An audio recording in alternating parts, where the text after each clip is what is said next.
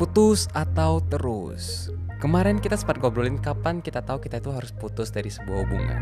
Tapi kayaknya banyak nggak tahu deh gimana cara untuk putus yang baik. Let's talk more about it after this intro.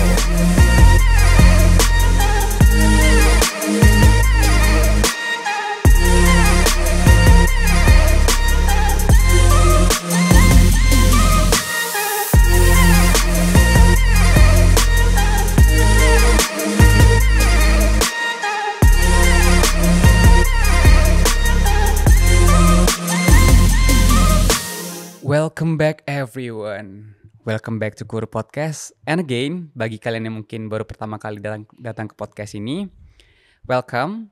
Kalian bisa streaming podcast ini di YouTube @Guru Podcast atau di Spotify di @Guru Podcast juga.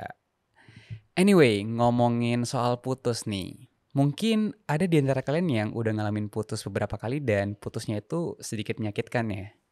Kalau gue sendiri sih selama ini putus gue tuh gak ada yang berakhir mulus sih. Kalau dari lu nih Ci, kisah putus lu itu biasanya kayak gimana sih? Lucunya adalah meskipun gue udah putus berulang kali ya, Oke. gue gagal berulang kali gitu. Mhm. Tapi yang gue pelajarin dari semua keputusan itu Keputusan, adalah kisah putus maksudnya. semua kisah putus itu Heeh. adalah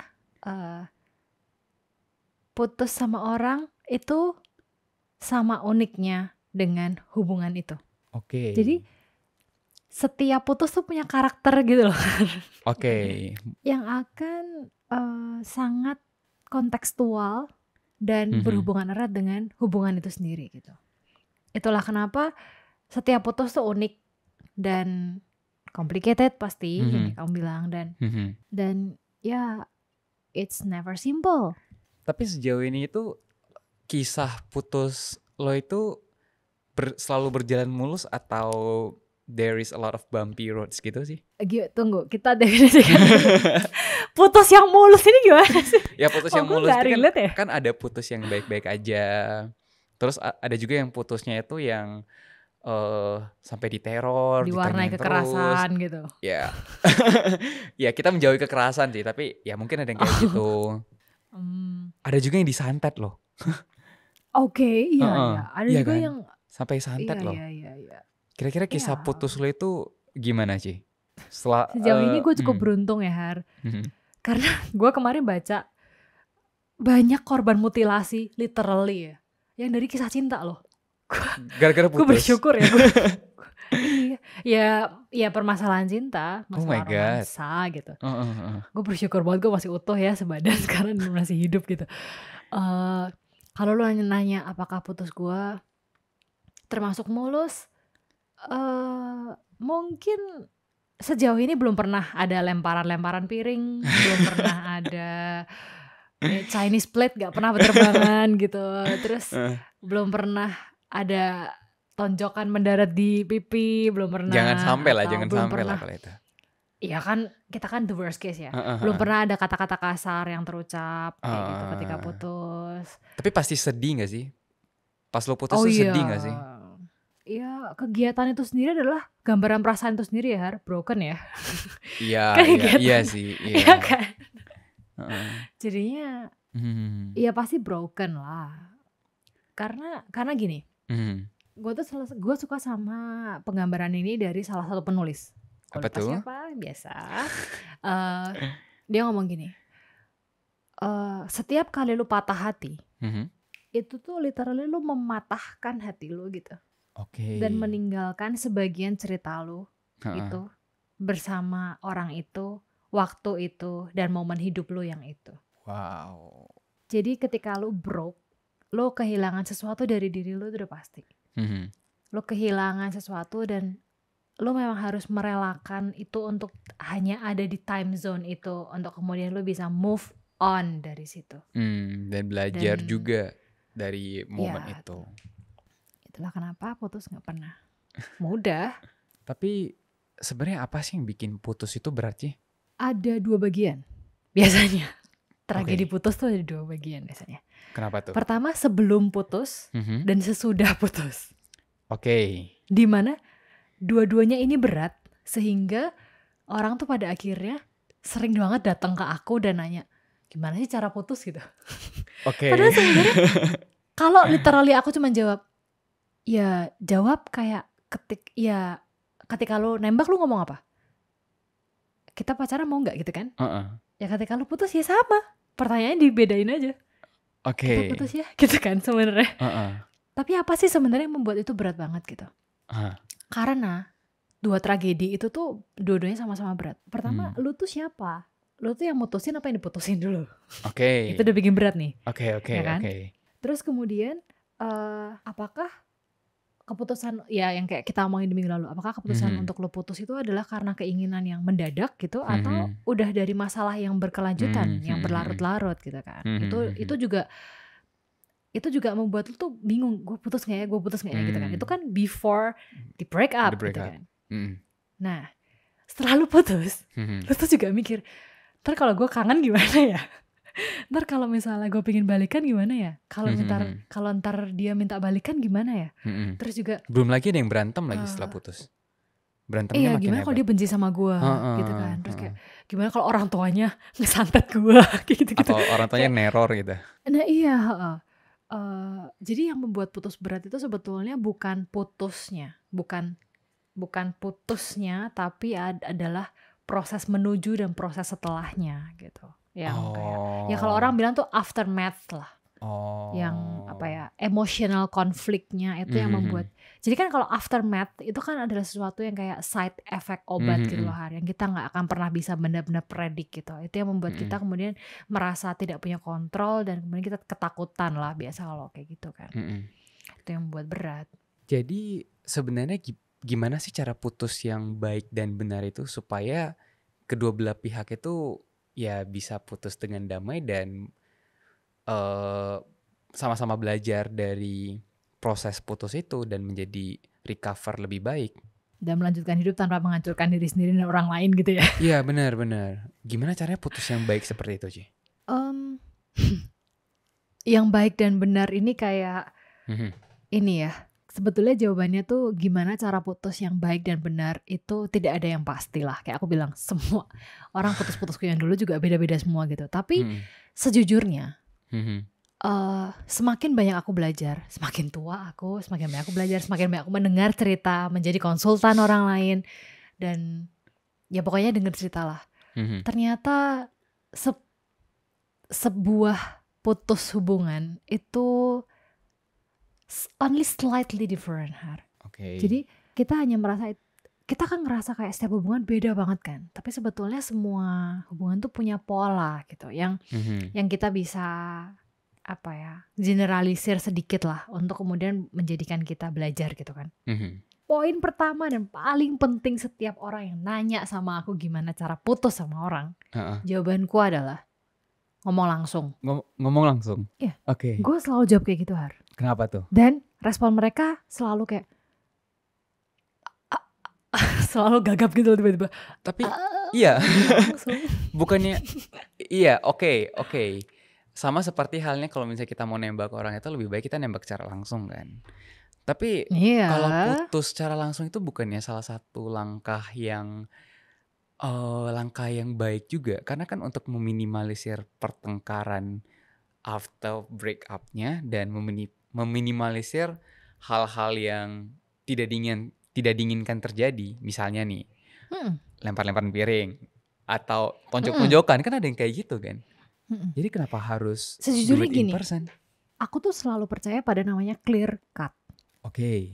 Jadi jelas kalau pacaran, kalau putus ya jelas gitu. Gue putus sama lu gitu. Perkara sananya gak mau terima. Perkara sananya tuh denial. Enggak, gue gak terima diputusin sama lu. Iya. Okay. Ya, tapi kan dari lu nya tuh harus jelas gitu loh. Gue mau hubungan ini berakhir. Gue tidak mau lagi melanjutkan hubungan sama lu. I'm sorry, but we are end gitu kan. Jadi harus jelas gitu loh, Har. Sehingga karena gini, karena meskipun itu sangat menyakitkan ya, meskipun sananya denial berulang kali, tapi omongan yang jelas itu akan berputar dalam kepalanya juga dengan jelas gitu loh, Har, ngerti gak? Oke, Jadi oke.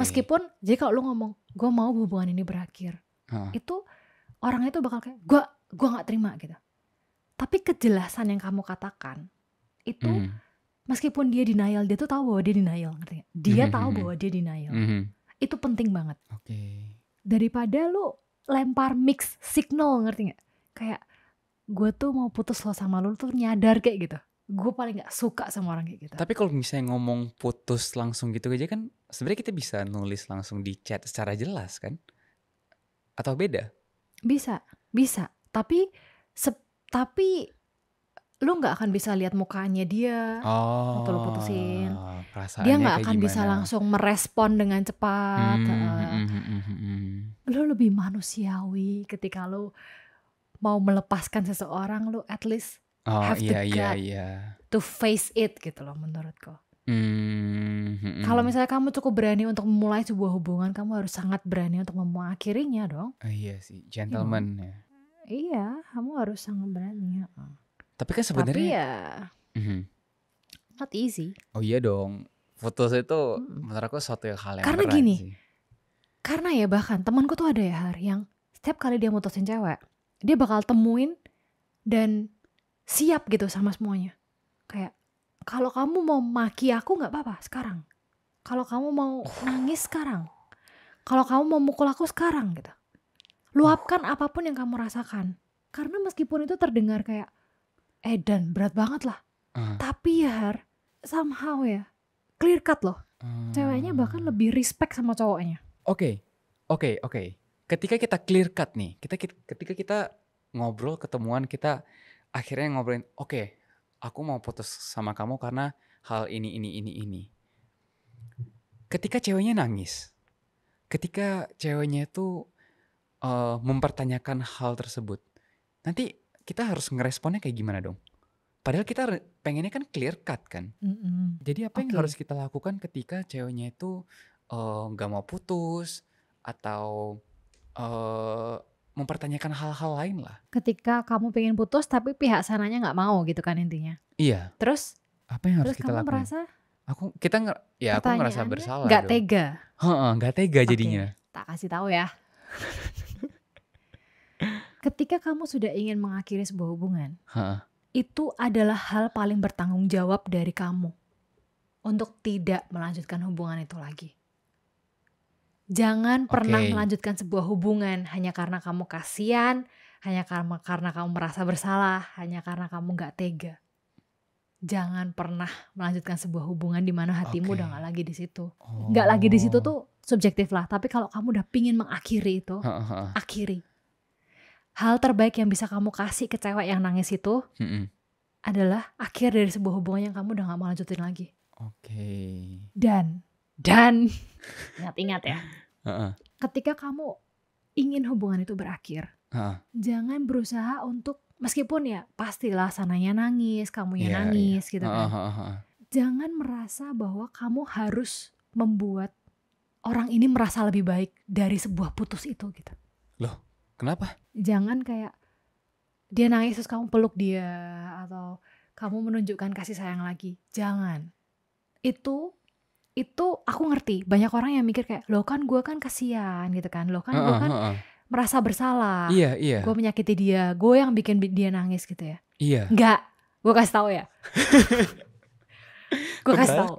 Adalah hal yang sangat egois ketika kamu berusaha untuk menyingkirkan orang dari dalam hidupmu, tapi kamu berusaha untuk membuat dia merasa lebih baik soal keputusanmu. Oke. Biasanya orang yang ngomong kayak, kan gue kasihan gitu. Huh. Actually, you are very selfish. Loh, kok bisa? Karena lu tuh bukan mempedulikan perasaan dia literally, tapi lu tuh gak kuat merasa bersalah sama diri lu sendiri ketika lu merasa bahwa lu orang yang buruk karena lu membuat orang nangis. Oh, jadi yang lu lakukan itu buat lu sendiri sebetulnya, ngerti gak? Karena lu gak kuat bahwa, aduh gue yang bikin dia nangis, gue gak kuat. Gue kan gak orang yang seburuk itu. Ya gue pengen putus tapi gue gak buruk loh. Tapi memutuskan orang memang bukan berarti lu buruk, gak ada hubungannya loh, ngerti gak sih? Tapi berusaha untuk membuat orang lebih baik setelah lu berusaha untuk menyingkirkan dia dalam hidup lu, itu sangat egois. Kenapa? Karena dia bakal bingung, Har. Oh, oke. Siapa yang gak bingung loh? Loh, lu tuh pengen putus tapi kalau lu masih sayang banget sama gua. Lu tuh sebenarnya Perhatian gimana gitu sih? ya. Pas Lu nangis-nangisnya kenapa lu masih meluk gue gitu-gitu ya.